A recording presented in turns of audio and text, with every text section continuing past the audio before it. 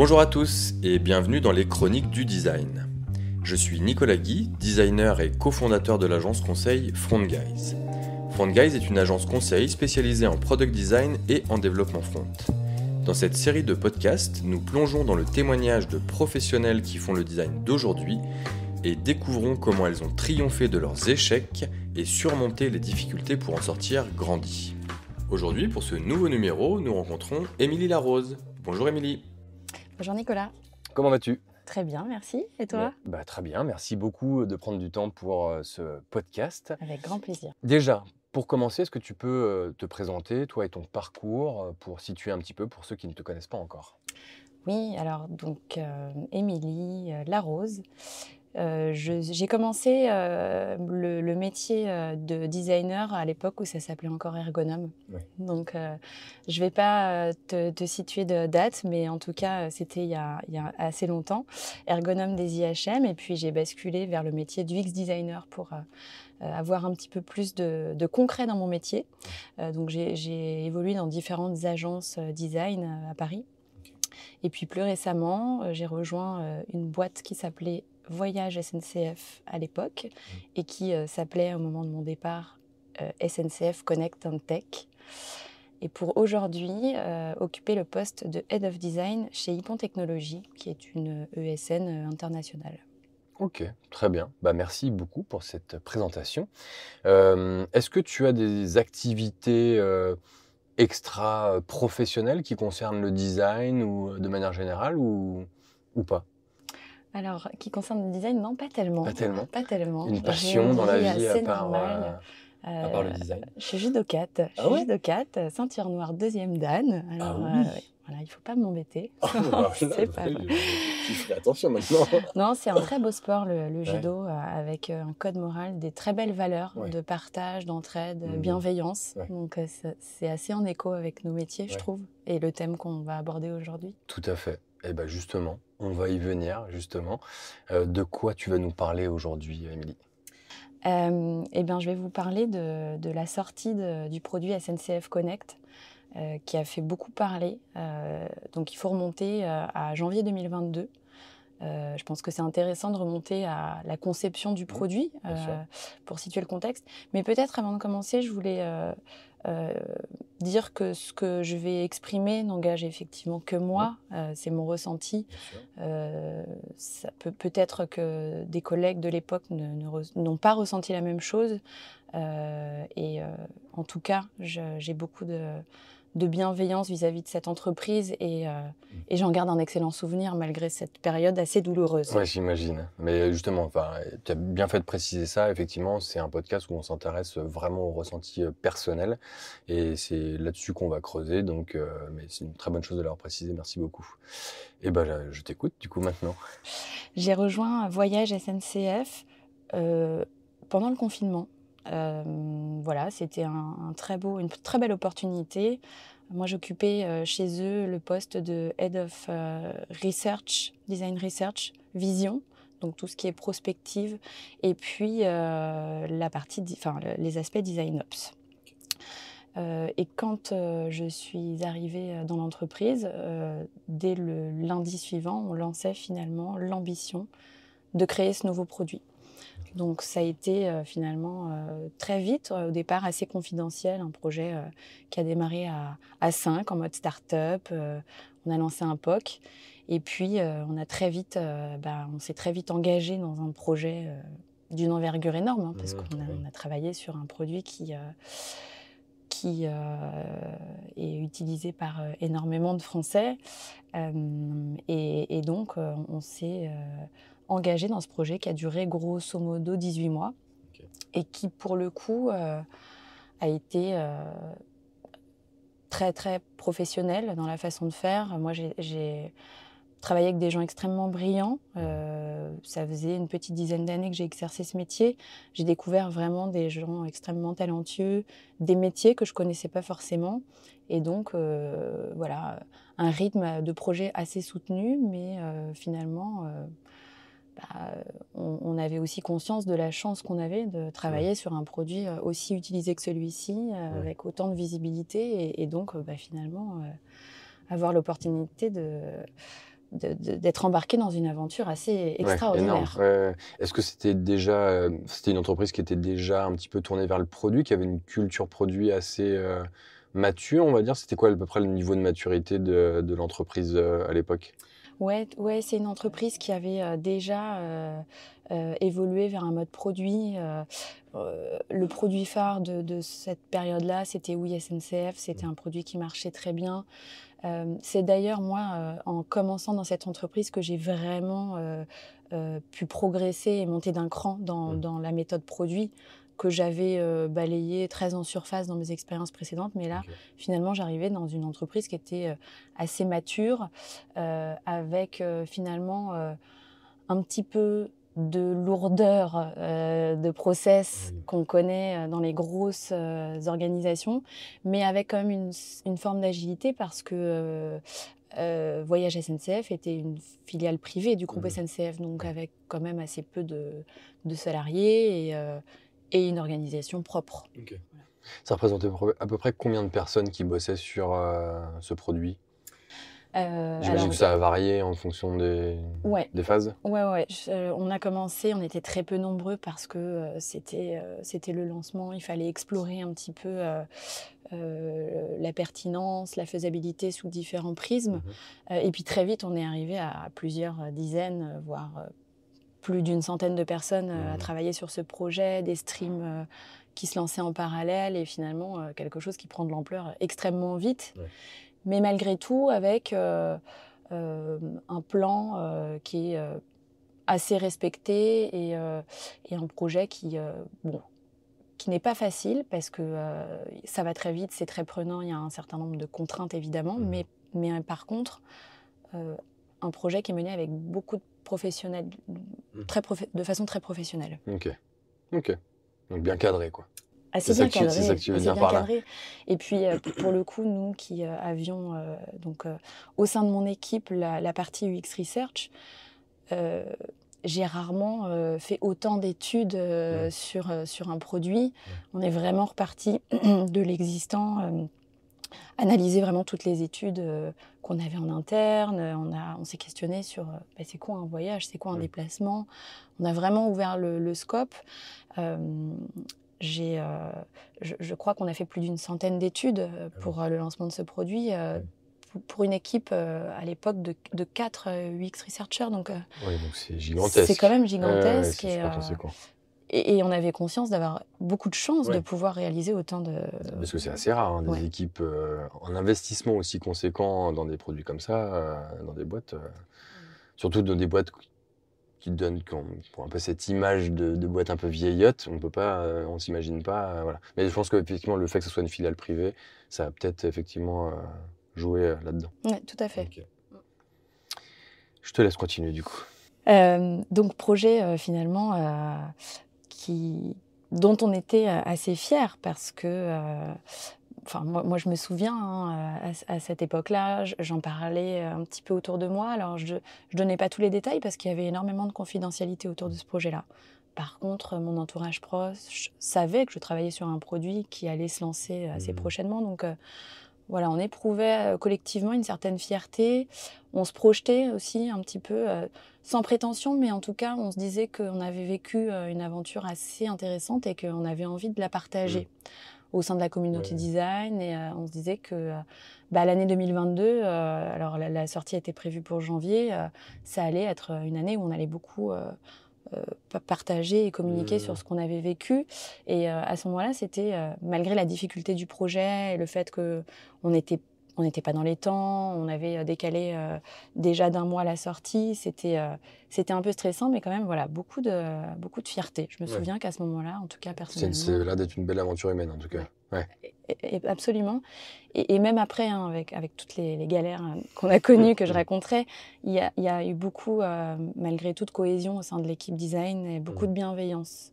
Ce qui n'était pas le cas dans toutes les équipes.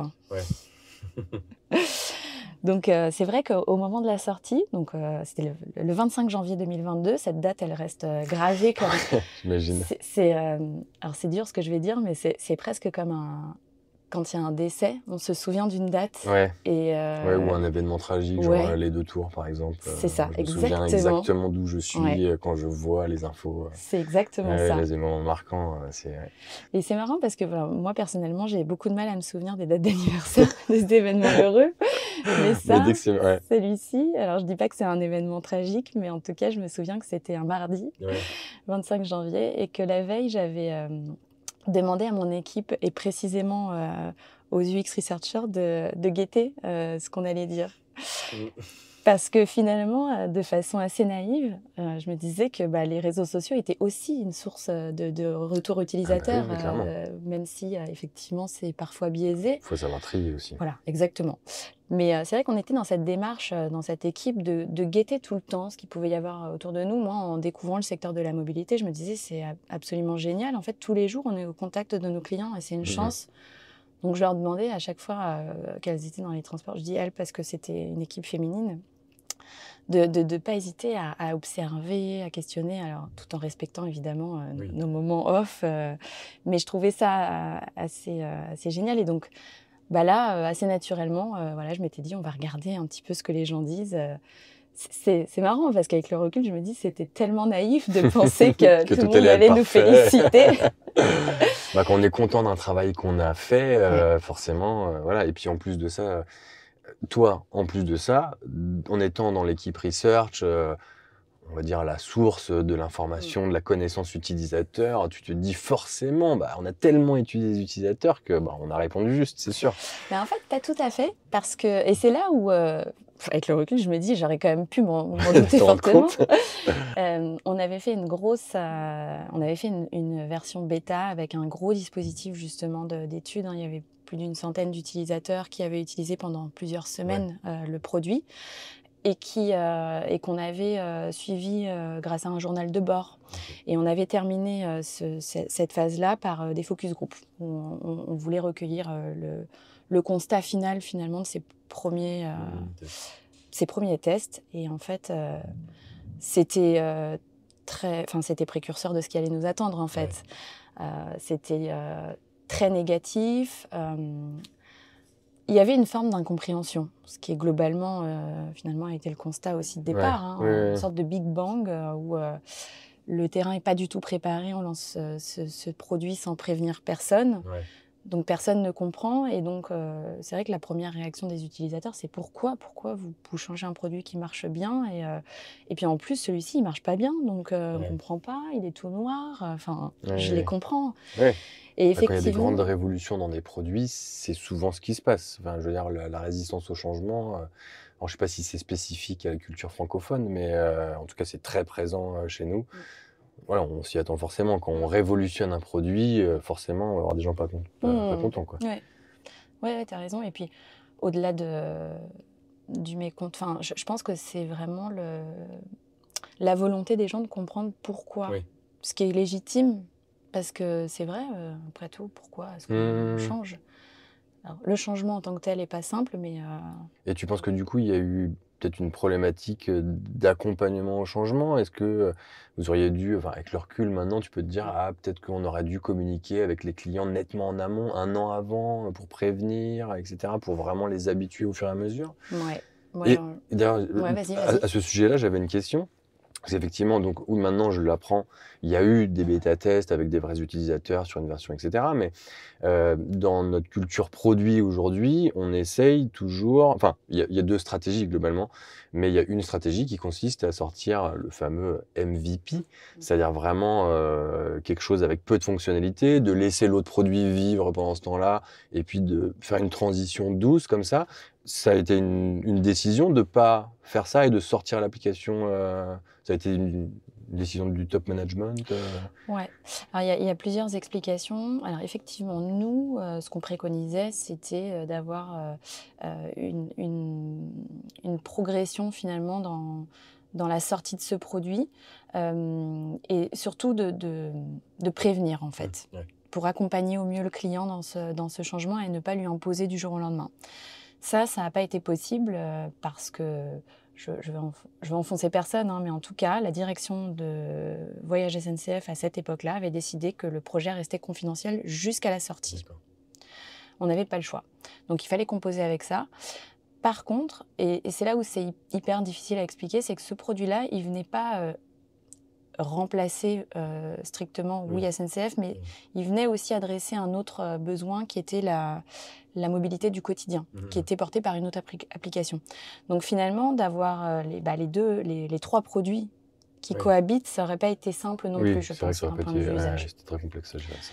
Mais globalement, de toutes les façons, il y avait tellement de contraintes et de décisions qui étaient prises à un niveau stratégique, au niveau SNCF, que c'était clairement pas le type de décision sur lequel on pouvait avoir de l'impact, en fait.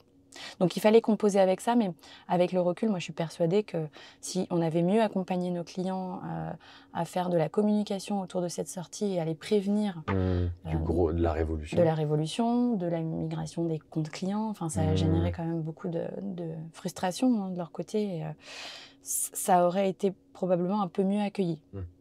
Après ça aurait...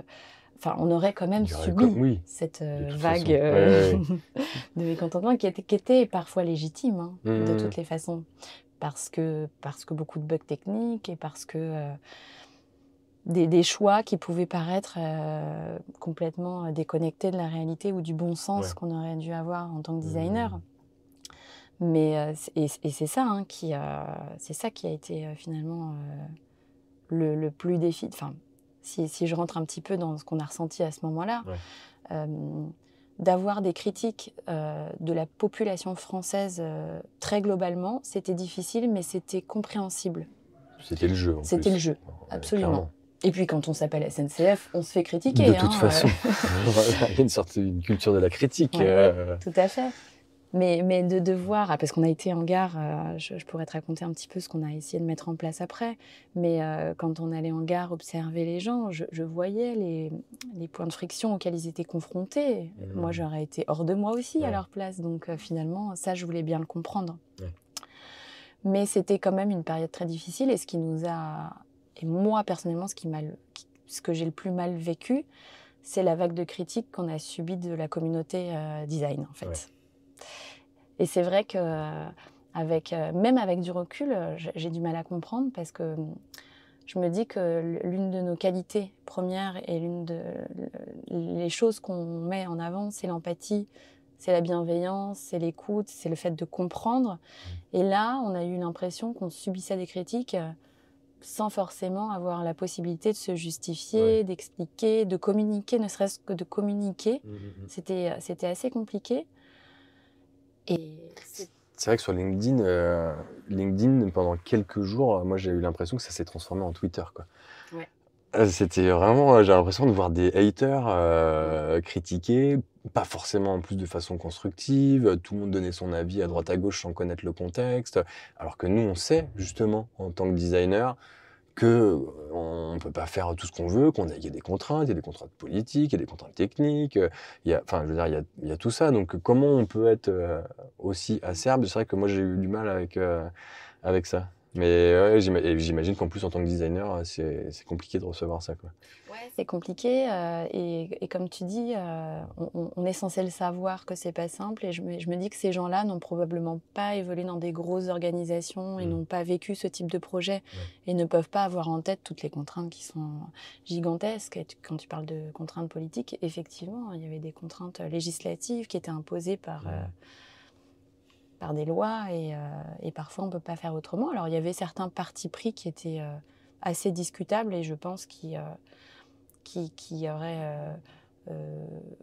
on aurait pu en débattre et ça aurait été intéressant, mais d'être critiqué, ça n'a pas duré que quelques jours. En plus, moi, moi j'étais pas dedans, donc forcément j'ai vu la vague passer et puis après je suis allé sur mes autres sujets, mais j'imagine que ça a duré longtemps. Nous on est un peu restés dessus parce qu'on était tellement démunis et enfin, tu vois, encore récemment, quand Twitter a changé le logo, il y a quelqu'un qui a dit on va enfin pouvoir passer à autre chose que SNCF Connect. Et je me suis dit, mais merde, mais là, quelle chez méchanceté. nous, quoi. Ouais, et puis j'avais un peu de tristesse pour cette personne. Je me suis dit, mince, elle avait que ça dans sa vie depuis 2 ans. C'est ça.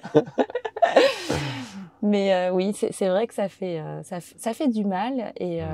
Et puis forcément, ça génère des craintes, des doutes sur l'après. Enfin, moi, je voyais autour de moi des gens qui disaient, mais on va trouver de boulot nulle part, plus personne ne va vouloir de nous, on est catalogué à vie. Enfin, je t'en parle, je ne sais pas si ça s'entendra, mais avec le sourire aujourd'hui, parce que même si ça reste douloureux, bon, c'est pas dramatique non plus. Oui. Mais tu vois, j'ai une anecdote. Alors là, je me livre complètement, mais je le vivais très très mal à l'époque. Et d'autant plus que, en tant que manager, il fallait aussi protéger l'équipe et ne pas faire en sorte qu'elle se remette en question. Enfin, je ne voulais absolument pas, surtout les researchers qui étaient aussi dans cette démarche de... Et puis, un dimanche midi, repas familial, mon frère me fait une blague absolument pas drôle où il me dit mais de toute façon, c'est de la merde ton application. Mais il l'avait même pas téléchargée. Oui, c'est juste il suivait l'amorce. Voilà, exactement. Et je me suis effondrée en larmes à table devant mes enfants. Enfin, tu te dis que ça mérite pas de réagir comme ça, effectivement, mais on était tellement... Enfin, moi, j'ai tellement mal vécu ces critiques que ça empiétait presque sur mon bien-être. C'est un peu normal. Alors, surtout côté design et research, etc., on sait qu'on met globalement nos tripes à chaque fois qu'on travaille sur le truc. Et encore plus dans un gros projet comme ça, qui met longtemps, où tu travailles avec des équipes, où tu es responsable d'équipe en plus. Donc, et ça, je peux comprendre. Et du coup, par rapport à tes équipes, parce que ça, du coup, c'est un truc hyper intéressant, parce que le ressenti, évidemment, on pourra développer après ça ton ressenti personnel, mais moi, ce qui m'intéresse aussi, c'est comment réussir à gérer ça dans les équipes. C'est-à-dire vraiment, toi, en tant que manager, quelles ont été tes actions pour rassurer, sachant que tu ne devais pas être rassuré toi. Enfin, c'est ça qui est compliqué aussi. Tu es dans une position où tu te dis, je suis en bad, je suis moi-même pas rassuré. Et pourtant, il faut quand même que je fasse le job de manager et que je rassure mes équipes et que je fasse avancer les choses. Donc, comment tu as réussi à gérer ça? C'est pas simple, et comme tous les sujets qui touchent la chaîne managériale, ça touche beaucoup à l'humain, et donc on agit à ce moment-là un petit peu comme on le pense et comme on le ressent. Et c'est toujours cette difficulté que tu as en tant que manager, où d'un côté, tu sais que un petit peu plus haut, il y a encore une fois des contraintes, tu peux pas tout dire, tu dois rester loyal vis-à-vis de ton entreprise et en même temps être critique vis-à-vis de ce qu'on a fait, tu dois te protéger les équipes. Et en plus, quand tu as affaire à une équipe qui ne réagit pas de la même façon, c'est assez compliqué, parce que finalement, c'est du cas par cas. Alors, il y avait ceux qui se remettaient complètement en question et qui disaient « Mais attends, mais on aurait dû... on a loupé quelque chose, c'est pas possible. » Tu avais ceux qui avaient plus confiance dans leur travail en disant de toute façon, je le savais que ça allait se passer comme ça. Et donc, à la limite, c'est assez lucide, et pourquoi pas. Mais ouais, c'est un sujet qui est délicat, parce que tu fais comme tu peux à ce moment-là. Et tu peux pas faire tout ce que tu veux non plus. Et typiquement, on pouvait pas communiquer comme on le voulait sur le sujet. On était sur le assez réseau, cadré par la com. C'était pas simple. Donc d'un côté, on était cadré par la com. De l'autre, la com répondait à des choses sur les réseaux sociaux qui n'étaient pas du tout pertinentes. Donc c'était assez compliqué. Bon, tu vois, là, dans l'équipe, il y en a encore beaucoup qui sont encore en poste là-bas et qui sont très heureux. Donc, en fait, ce qui nous a beaucoup aidé, je pense, c'est que très rapidement, on a eu des chiffres et des données rassurantes. Ça a permis finalement de rassurer un petit peu tout le monde et de dire, bon, on n'a pas complètement foiré. On a finalement un produit qui fonctionne assez bien. Et puis après, la technique qu'on a eue, c'est vrai que je parle beaucoup de la research, parce que c'est l'équipe qui a été très frontalement exposée. On a très vite été sur le terrain. Et ça, c'était important, d'aller dans les trains, d'aller discuter avec les différents utilisateurs. Je parle des différents utilisateurs, parce qu'il n'y avait pas que les clients, finalement. Il y avait les contrôleurs à bord des trains. Enfin, tout le monde a été choqué en fait par cette sortie, parce que les employés SNCF n'étaient pas non plus au courant. C'est ça qui est complètement fou dans cette histoire. Oui, c'était confidentiel jusqu'à là. Donc il fallait argumenter aussi tout ça et expliquer auprès des employés SNCF. Ils peuvent être encore plus durs en plus, les employés en général. Ils étaient horribles. J'imagine. Quand on entendait un contrôleur dire à un client « Non mais ça c'est pas nous, c'est Connect, faut voir avec eux. » c'était pas simple, mais c'était aussi très instructif d'aller à bord des trains. Alors, honnêtement, et ça, j'en suis assez fière. Je me dis, on en avait du courage d'y aller parce que M'étonne. on C'est a... une petite boule au ventre avant Ouais, d'y aller, ouais. j'imagine. Ouais. Alors, comme pour la sortie, la première fois qu'on y va, on se dit, ça va être très bien accueilli parce qu'ils vont voir qu'on fait un pas vers eux. Ouais. Puis en fait, non, c'est complètement naïf. Hein. Tu y vas et tu te fais Déchiré. pas loin d'insulter. Ouais. Alors, j'ai réalisé un rêve d'enfant. J'ai pris le micro à bord du train. Alors, je me suis présentée. Ben voilà, ça a au moins permis ça. Mais voilà, en expliquant aux passagers qui on était, ce qu'on faisait à bord du train et qu'on allait passer dans les allées pour recueillir leur avis, répondre à leurs questions. Et c'était pas simple. J'imagine. Et donc, toutes les équipes à participer, enfin, au moins toute l'équipe de researchers, Ouais, toute l'équipe ça doit être pas facile à vivre, ça, des journées comme ça. C'est pas facile à vivre, et puis tu te sens obligé. En fait, avec le recul, je me dis que dans ces moments-là, c'est presque de la com finalement. C'est pas vraiment récupérer des insights.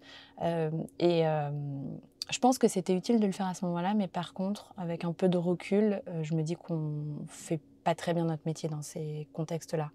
Parce qu'on est presque en train d'argumenter des choix plutôt qu'écouter réellement ce que la personne a à nous dire. Et finalement, tu as cette réaction qui est assez humaine, et dire oui, mais si on a pensé ça comme ça, c'est parce que... C'est parce qu'il y avait bien des raisons derrière qui paraissaient logiques, quoi. Et on l'apprend. C'est aussi pour ça que le concepteur, quand il fait des tests utilisateurs, c'est toujours un peu biaisé, évidemment. Et comme je te le disais tout à l'heure, comme il y avait beaucoup de bienveillance au sein de l'équipe, et qu'on est restés tous très soudés à ce moment-là, et je pense encore plus entre managers, où on avait envie vraiment de protéger les équipes et d'être fiers du produit qu'on avait fait, eh bien, on se sentait aussi, nous, en tant que researchers, obligés de défendre le travail de nos copains et de notre entreprise. Et c'est aussi beau, finalement. Ah oui, clairement. Se serrer les coudes dans la difficulté. Ouais. Et c'est déjà une bonne chose, parce que dans d'autres entreprises ou d'autres équipes, ça aurait pu exploser complètement, quoi. Ouais. Alors, tu me disais tout à l'heure que toutes les équipes n'avaient pas réagi de la même façon. C'était, quand tu parles des équipes, c'est d'équipes produits, équipes tech, etc. Et donc, du coup, ça a été quoi les différentes réactions? Écoute, je pense que je vais pas me faire des copains, mais je te dis sincèrement comment je l'ai ressenti. On avait la chance d'être une très très grande direction produit tech. Donc on travaillait directement avec l'équipe produit, mais aussi avec les développeurs. Et ça a été autant une force qu'une difficulté dans ces moments où l'entreprise était attaquée de toutes parts. Et on se retrouvait, alors on avait des événements de plénière où on présentait des sujets et on était tous réunis. Et c'était des moments assez durs parce que l'équipe design, donc l'équipe Customer Experience, était systématiquement attaquée par les autres équipes. Parce qu'ils considéraient qu'on était responsable finalement. Évidemment, on travaille sur tout ce qui est visible. Donc quelque part, on est facilement attaquable. Et c'est ça qui était un peu difficile. Alors, je généralise pas parce que tout le monde ne nous a pas attaqués. Et j'espère que tout le monde n'avait pas le même avis. Surtout que nous, on était très fiers du travail des développeurs malgré tous les bugs, parce qu'on sait qu'ils avaient passé leurs vacances de Noël à travailler comme des malades. Donc ça, c'était pas facile. Et puis, au sein des équipes, c'est vrai que ça se passait pas non plus très bien. Les gens se rejetaient la faute. Et puis, c'est facile d'être critique et de dire on l'avait dit qu'on n'était pas prêt et pourtant on nous a pas écoutés. Alors je comprends que ce soit frustrant, et nous aussi on a été frustrés vis-à-vis de la direction qui a voulu à tout prix sortir le produit. Mais c'est comme ça, il faut composer comme ça et puis se serrer les coudes. et avancer ensemble. C'est ça. Et donc en fait, après ce moment, ces semaines très difficiles, on s'est beaucoup interrogé sur qu'est-ce qu'on fait maintenant? Alors effectivement, le produit, il faut qu'on l'améliore. Il y a beaucoup d'améliorations qui ont été apportées dans les premiers jours d'un point de vue technique, et puis d'un point de vue design. Il y avait beaucoup de choses qui avaient été pensées et designées, qui étaient prêtes à sortir. C'est juste qu'elles n'avaient pas été priorisées, encore une fois, pour toutes les contraintes. Et donc, très rapidement, elles ont pu sortir parce qu'elles étaient déjà prêtes. Donc ça a été un peu la priorité. Mais surtout, on s'est dit, comment on réagit? Parce que là, on se fait attaquer de partout. Enfin, on a un peu d'amour-propre et surtout, on a envie de répondre à toutes ces attaques. Mais sans animosité. Oui, bien sûr. Ouais. Et donc, en fait, on a eu l'idée d'organiser une rencontre avec tous ces détracteurs, justement. Okay. Et on s'est dit, c'est des gens qui sont influents dans le monde du design, qui prennent la parole. On va les inviter à venir chez nous. On va faire... je crois que ça prenait la forme d'un déjeuner où justement, on avait envie de les écouter parce que je pense que s'ils exprimaient cet avis-là, c'est que quelque part, ils avaient des choses à dire et que plutôt que de se contenter d'un post sur LinkedIn ou sur Twitter, on avait envie d'échanger et d'avoir le fond de leurs pensées. Et moi, j'ai été franchement assez étonnée de la réaction de la plupart de ces gens-là qu'on a contactés, qui nous ont dit « Moi, je viens pas à votre truc de com, je veux pas être associée à vous. » Et là, je me suis dit « Mais c'est incroyable, c'est incroyable. » Et on est tellement... je comprends pas. Alors, je généralise pas et tu vois, y a des gens... Pauline Thomas est venue, Romain Dao est venu. Enfin, voilà, il y a quand même un certain nombre de personnes qui a fait le déplacement et qui est venu dialoguer avec nous. Et c'était génial parce que ça nous a aussi rassurés sur le fait que il y avait aussi beaucoup de designers qui nous comprenaient et qui étaient passés par ce genre de projet. Mais c'est vrai qu'à ce moment-là, on s'est dit, mais en fait, quoi qu'on fasse, on sera critiqué. J'avais envie de repleurer au prochain déjeuner, moi. À la prochaine réflexion du beau-frère, quoi. C'est ça. Donc ouais, c'était pas simple de réagir et on s'est dit, ça va se tasser et puis on pourra à un moment donné prendre la parole. Et alors, du coup, c'était pas... point de vue commercial et utilisateur, alors même s'il y a eu de la grogne, etc., tu me disais tout à l'heure que les chiffres n'étaient pas si catastrophiques que ça, et même positifs. Ça, c'est quelque chose auquel vous vous êtes raccroché, j'imagine, pour vous dire, en fait, non, on n'a pas fait tant de la merde que ça, puisqu'on voit bien, les chiffres sont bons, quoi. Du coup, est-ce que c'était une vraie... En fait, au final, est-ce que c'était un vrai échec ? J'ai un peu l'impression des fois que...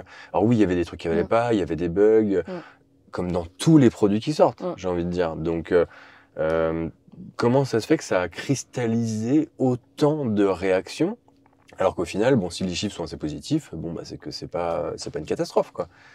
Donc, est-ce qu'il y a un truc? Est-ce que c'est parce que c'est SNCF? Moi, ce que je me dis, je me suis tout de suite dit, c'est ça. C'est parce qu'en fait, c'est SNCF et c'est la marque qui cristallise vraiment toutes les critiques des Français, quoi, parce qu'on associe SNCF à toutes les problématiques, au RER, aux pannes, aux malaises voyageurs, et que donc du coup, voilà, ils ont tout changé, donc on va gueuler, quoi. Je pense que ça fait effectivement partie de la réponse. SNCF, en plus, c'est assimilé à du service public, donc c'est l'argent les public, gens en plus. Voilà, exactement, très directement se disent, en gros, c'est avec mes impôts qu'ils ont fait cette application et elle n'est pas à la hauteur, donc ils sont peut-être plus exigeants aussi, plus critiques, mais il y a une part d'échec dans ce projet-là qui est très liée, je pense, c'est mon analyse encore une fois, mais au fait que c'est arrivé sans préparation. Et voilà, ça, pour moi, c'est un vrai problème dans l'expérience. Et puis, effectivement, c'était assez... En fait, on s'en est fait un cas hyper intéressant, cette sortie, parce que 3 mois après, donc les chiffres étaient quand même très rassurants. On avait, je crois, 2 millions de téléchargements en plus que ce qui existait sur Wii. Et puis, on gagnait 6 points en taux de conversion. Et je crois un peu plus de 8 secondes dans le temps de parcours, nominal. Ce qui est énorme. Ce qui est énorme. Mais 6 points en taux de conversion, c'est gigantesque, en augmentation, quoi. C'est gigantesque. Alors... c'est pour ça que je te dis que c'est un cas hyper intéressant parce qu'on a un produit qui fonctionne pas trop mal, qui est très optimisable. C'était un MVP et il est amené à beaucoup évoluer dans les années qui viennent, mais complètement finalement terni par la marque SNCF qui est pas facile à porter, le fait que ça se soit arrivé d'un coup. Donc, le manque de préparation, d'accompagnement, le fameux change management, qui n'est pas encore aujourd'hui pas du tout assez pris en compte dans les entreprises. On a beau prévenir que quand on est chez un client et qu'il nous dit non mais on va révolutionner complètement le truc, alors oui on peut le faire mais attention, on aura 50% des utilisateurs qui vont pas être contents, même Ouais. si c'est mieux. Ils Ouais. vont avoir un temps d'adoption, Ouais, et puis ouais. ça sera mieux plus tard, mais au début, ça va gueuler, c'est sûr. Ouais, Et ouais. ça, on le sait depuis des années Ça, quand on même, le quoi. sait, ouais. Et puis on avait eu l'exemple quelques années plus tôt avec la sortie de Oui SNCF, qui était déjà un rebranding, qui était déjà un gros changement. Donc ça, on s'y préparait un petit peu à ce que ça chute un peu les premiers jours pour Oui. remonter. Et puis, on avait une note sur les stores qui était redevenue ISO à ce qui existait sur Oui, et qui était plutôt une bonne note. Donc je me dis, dans le fond, bon, c'était pas si catastrophique que ça, et ça méritait peut-être pas de faire autant parler. Moi, je sais pas pourquoi, j'ai l'impression que le dark mode, ça a tout Oui. changé. Les gens, ils se sont focalisés là-dessus, genre, mais pourquoi le dark mode? Et que du coup, ça a cristallisé beaucoup d'autres petits problèmes, et que, alors, l'énorme changement était, enfin, non, l'énorme changement de façade, quoi, de visuel, effectivement, de passer sur cet univers dark mode. Et du coup, maintenant que tu es là, et ça fait des mois que je me demande pourquoi. Alors, Je suis sûr qu'il y en a plein qui se demandent ça, ouais. le pourquoi du dark mode. Alors, pour tout te dire, la partie purement graphique, charte, elle a été externalisée. Donc, elle a été produite par une agence externe. Ok. Alors, ils se sont nourris des études qu'on avait faites, des principes d'expérience qu'on avait posés malgré tout. Et l'une des raisons, c'était aussi le côté énergivore, finalement, parce qu'on s'est fait accompagner par Green Spector, qui a analysé un petit peu le parcours, la partie et qui éco-conception. effectivement montré que c'était moins énergivore d'être... Mais par contre, nous, ce qu'on avait prévu dès le début, c'est qu'on voulait pousser, parce que c'était dans la raison d'être du produit, d'être aussi respectueux de l'environnement, ce dark mode, mais par contre, laisser la possibilité à tout le monde de repasser en light mode si ça ne convenait pas. Et ça, typiquement, ça a été supprimé du MVP. Donc nous, nos maquettes étaient prêtes, tout était prêt. D'accord. Donc, quand ils ont vu les retours sur ce sujet-là, ils ont sorti tout de suite la version light, évidemment. Évidemment. Et puis après, le deuxième gros changement sur lequel on a été très critiqué, c'est ce champ de recherche unique. Où les gens étaient perdus parce que, effectivement, dans les usages, c'est destination-origine, origine-destination d'ailleurs, c'est le contraire, qui finalement était le moyen de réconcilier la courte, la moyenne et longue distance, mais qui était pas simple. Alors, il y a eu beaucoup d'études qui avaient été faites sur cet élément-là. Je crois que ça performe assez bien. Et moi, à chaque fois que je montre à quelqu'un de mon entourage, mais tu sais que tu peux taper Paris-Marseille demain, ça te sort les trucs directs. Les gens me disent, mais c'est incroyable, je ne le savais pas. Ouais, parce que c'est tellement différent de ce qu'on a l'habitude de faire. Puis quand même peu intuitif, parce qu'on ne le comprend pas immédiatement. Et j'ai cru savoir, mais ça n'engage que moi, encore une fois, qui ferait machine arrière sur cet élément-là, prochainement. D'accord. Voilà, peut-être que je me trompe et que je vais lancer Parce que pour le coup, je trouve que c'est assez innovant, et d'ailleurs on le voit maintenant sur beaucoup de sites de voyage, des Airbnb, etc., qui simplifient le plus possible en fait les informations à rentrer de base et qui fonctionnent plus par filtre, comme voilà ce qui est présent sur SNCF Connect maintenant. Et donc moi ça me paraissait pas déconnant, mais c'est vrai que c'est tellement différent de tout ça. C'est comme le champ de recherche est dans le header, c'est devenu des normes en fait. Voilà, on a un point de départ, un point d'arrivée, on fait un voyage, a priori c'est logique, donc c'est sûr que c'est normal que ce soit perturbant. Quoi. Et puis ce qu'on avait vu aussi, c'est que sur la très courte distance, où c'est très time sensitive, il faut vraiment pouvoir saisir très directement l'origine et la destination, ça répondait vraiment à l'usage. Sauf que c'est pas pour ça qu'on est connu aujourd'hui, Connect. C'est plutôt assimilé à de la longue distance, donc et puis, forcément... SNCF Connect aussi, ça parle pas forcément de mobilité urbaine et compagnie. C'est il y a peut-être une raison aussi là-dedans. De positionnement. Parce que de mettre en gros SNCF dans le nom du produit, on s'attend à du train, pas à de la trottinette, c'est sûr. C'est clair. Et puis c'était très clairement remonté dans les focus group pendant la bêta. Pourquoi vous allez sur ce terrain-là, SNCF? Ok. Merci beaucoup, Émilie, pour ce témoignage. Du coup, avec le recul, 2 ans après, est-ce qu'il y a, je sais pas, des conseils qui pourraient en ressortir, ou voilà, comment on sait maintenant comment tu l'as vécu, forcément c'était dur. 2 ans après, si tu devais dire quelque chose à nos auditeurs pour les aider à vivre ce genre de choses plus facilement, ou qu'est-ce que tu leur dirais? Alors déjà, je leur dirais merci à ceux qui nous ont soutenus, parce que je suis persuadée qu'il y en a, et à ceux qui nous ont détruits, je ne vous en veux pas, parce qu'on a tous le droit de faire des erreurs. Non, moi, je me souviens quand j'ai commencé ce métier-là, je pouvais être aussi très critique, hein, quand on faisait nos premiers audits ergonomiques. « Ah, mais pourquoi il a fait ça ?»